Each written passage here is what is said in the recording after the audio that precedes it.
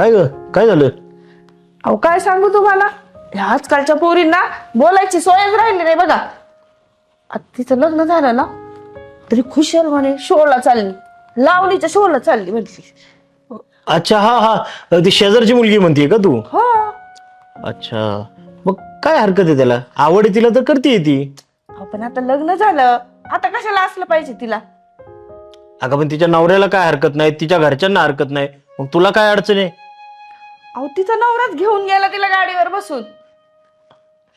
चांगले, उलट तिच्या नवऱ्याचं कौतुक केलं पाहिजे. चांगलंय, हा, म्हणजे तुम्ही पण आता त्यांच्याच बाजूने बोलणार? विषय त्यांच्या बाजूने बोलण्याचा नाहीये. मग कसलाय?